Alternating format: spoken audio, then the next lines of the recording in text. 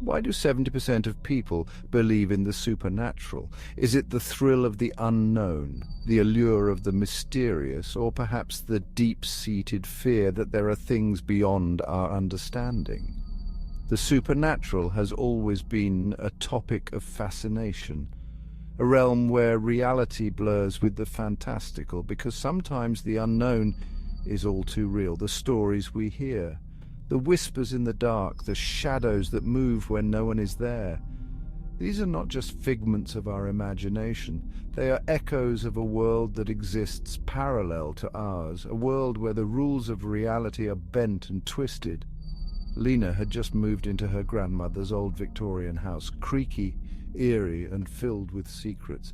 The house stood like a sentinel of the past, its walls whispering tales of bygone eras. Each room held a story, each corner a memory.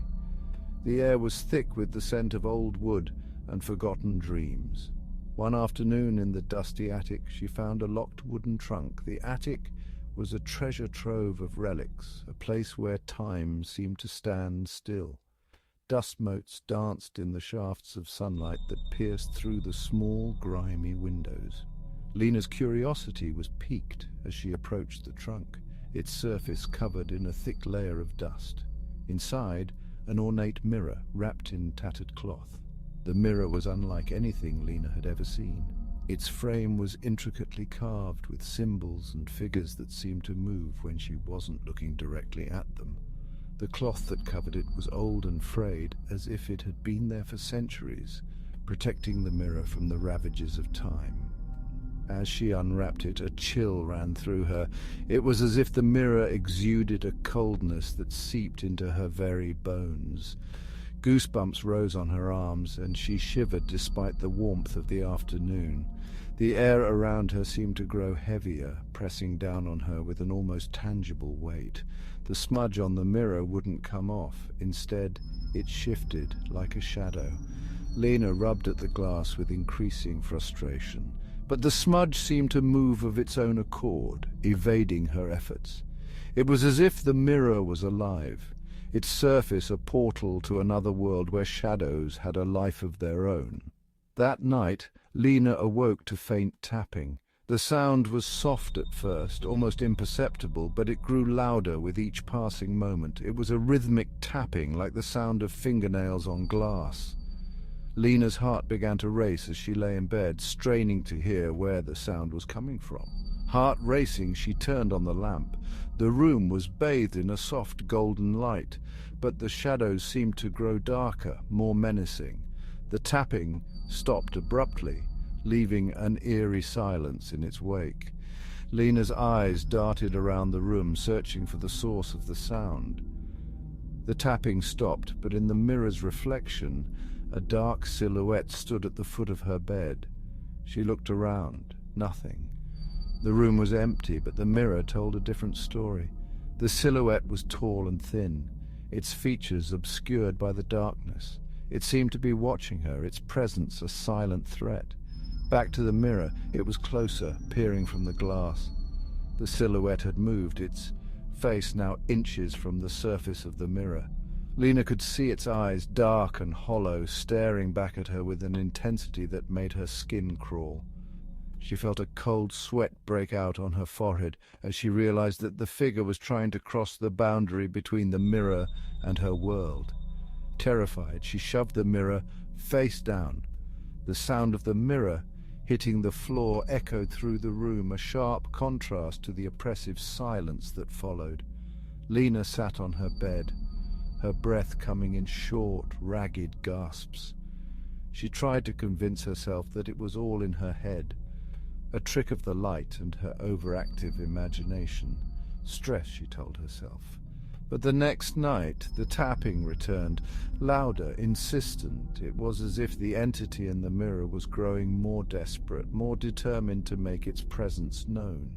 Lena's attempts to ignore the sound were futile, and she found herself lying awake, her mind racing with fear and uncertainty.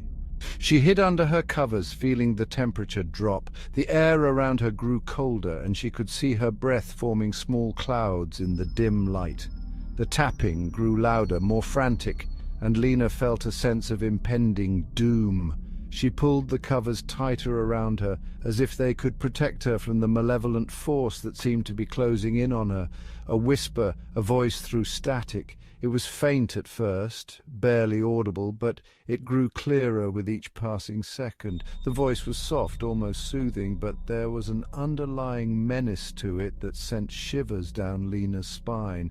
It spoke in a language she couldn't understand, but the tone was unmistakable. This was a warning. A threat. Morning came and Lena hid the mirror in the basement. She hoped that by removing it from her room she could escape the entity's influence. The basement was dark and damp, a place where the light of day rarely penetrated. Lena placed the mirror in a corner, covering it with an old sheet in the hopes that it would remain hidden and forgotten. But that night the tapping echoed through the walls. It was as if the entity had followed her, its presence now permeating the entire house. The sound was louder, more insistent, and Lena felt a growing sense of dread. She knew that hiding the mirror had not been enough to escape the entity's grasp. A sinister whisper, "Why did you hide me?" The voice was clearer now, its tone accusatory and filled with malice. Lena felt a chill run down her spine as she realized that the entity was aware of her actions. It was angry, and it wanted her to know that there was no escape. She smashed the mirror, glass shattering. The sound was deafening, a cacophony of breaking glass that seemed to reverberate through the entire house. Lena hoped that by destroying the mirror she could sever the connection between her world and the entity's. But as the last shards of glass fell to the floor, she realized that it was not enough. Silence, then footsteps, soft and deliberate. The sound was unmistakable, the slow, measured steps of someone or something approaching. Lena's heart pounded in her chest as she listened, her mind racing with fear and anticipation.